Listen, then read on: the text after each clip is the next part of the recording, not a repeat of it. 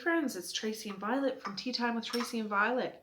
I just poured myself a cup of tea before I got a chance to show you this cup, so I'll have to show you it in a minute, but just when it's not so full. I made a pot of tea, and this one's kind of cold now. And I've been making a few videos this morning to try to catch up, because I know I haven't done any for a while, but look at her. She has a bit of yellow up around here, but she's white on the bottom with the beautiful flowers. And you can see the gold down the side of her arm, up at the top, and on the inside of the cup,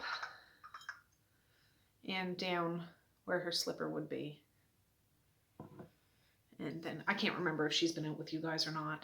I just have a little tiny book to talk to you about today.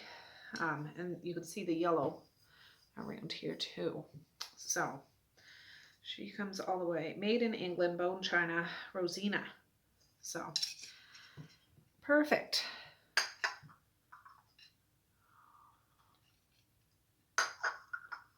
Anyways, I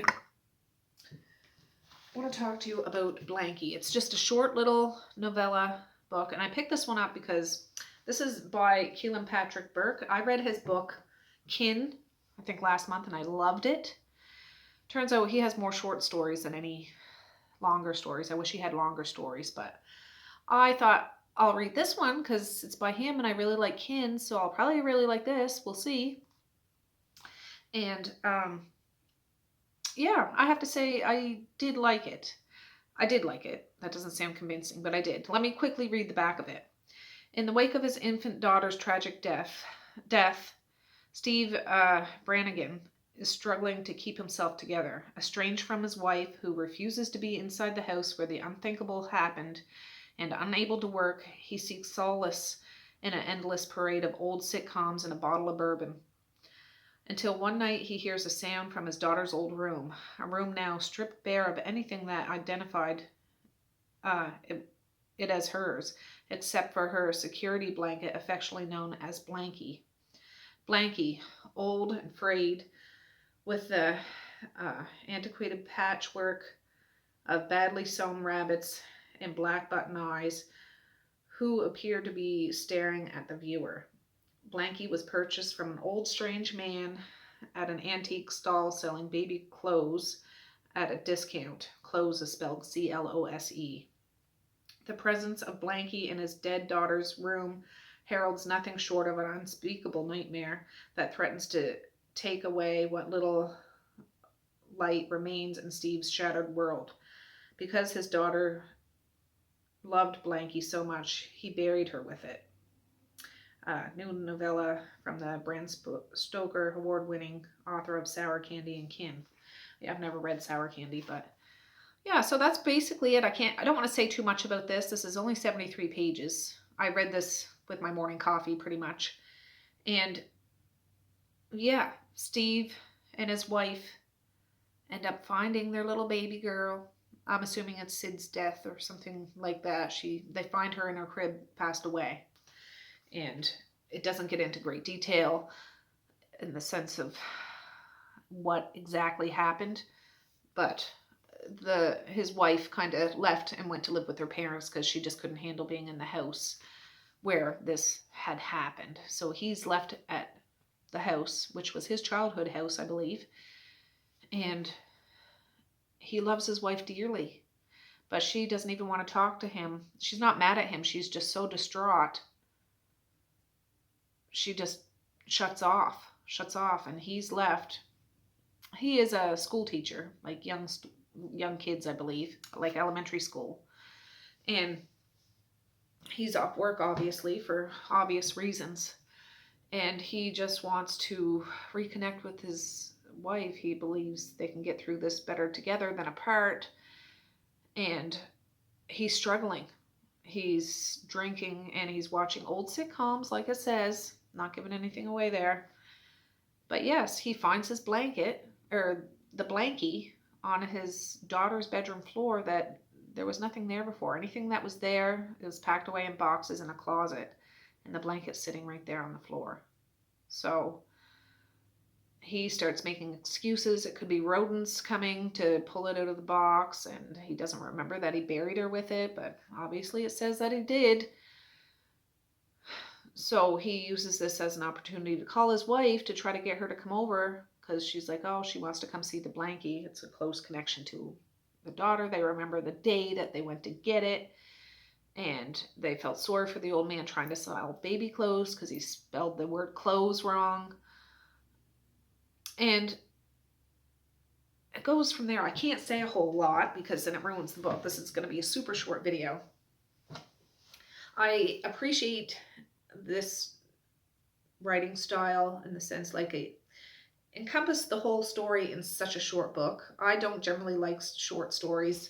I'm not interested in a short story kind of collection. I like bigger books or series. Personally, those are my favorite, because a story like this, I would have read 500 pages, but that's me. But it didn't leave anything hanging. Like, it did put it up in a nice little package and it was done. And you get kind of a good horror story, because he doesn't know if he's going crazy. There's heartbreaking things in this. There's more than just Blanky going on. I'll leave it at that. I would recommend this for sure because it's super easy to read. It's not all that scary, I don't find myself. It's kind of heartbreaking in the sense, oh my God, what else is this guy going to have to deal with? And then the sanity that somebody would have to go through to deal with the stuff that he's dealing with. Yeah, no wonder people go crazy. So that's all I'll say about that. I enjoyed it. And yeah, there's, I don't know if you could call it a ghost or just the element of supernatural, paranormal. Can't really say. You don't physically see a ghost or anything, but just hauntings. There's hauntings in this. And yeah, I thought it was a good book. So that's all I'll say about this. I want this to be super short. Finish my cup of tea. And yeah, I just wanted to go before. Oh, yeah. Yeah. Well, there's one more book I can talk to you about because it's super short. I should have thought about that before I started this one. I don't have the physical book. I don't think there is a physical book. It's called Abed. And that's quite a disturbing story. So I'll put that picture up right here. And that story is about, I can't remember the character's name. I read that in like 10 minutes, honestly.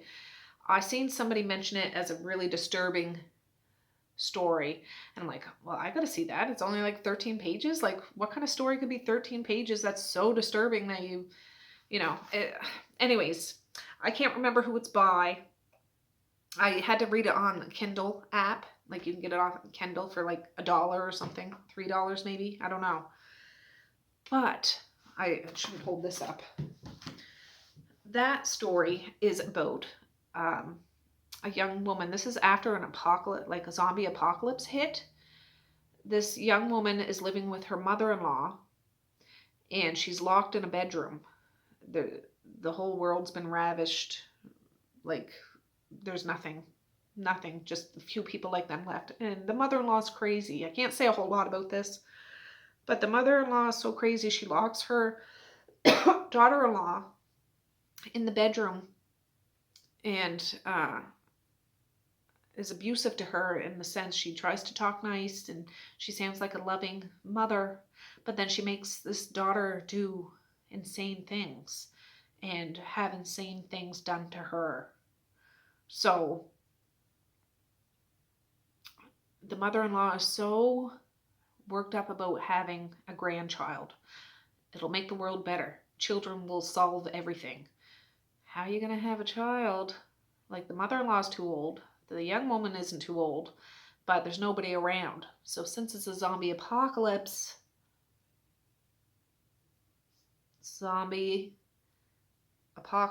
and young person put it together, non-consensual,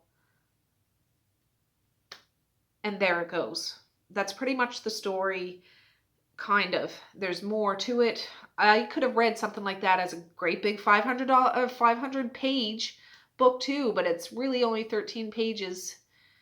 And it is disgusting. The description is disgusting. The mother-in-law, oh, disturbingly disgusting. So anyways, if you want a good gross out, that's a good gross out one. And I would recommend that one as a good gross out story. So there, that makes this video a little bit longer. So anyways, yeah, I'm going to say peace, love, and happiness today and every single day. Please like, share, and subscribe if you so choose. But if not, that's okay too. I still love ya. I still want all the happiness in the world for each and every one of you out there. I certainly do. I really, really honest and truly do. Yes, I do. So, all right, guys. Well, with that, I'm going to say have a good night or have a good morning. And I will, maybe, see you tomorrow. Bye. Bloop.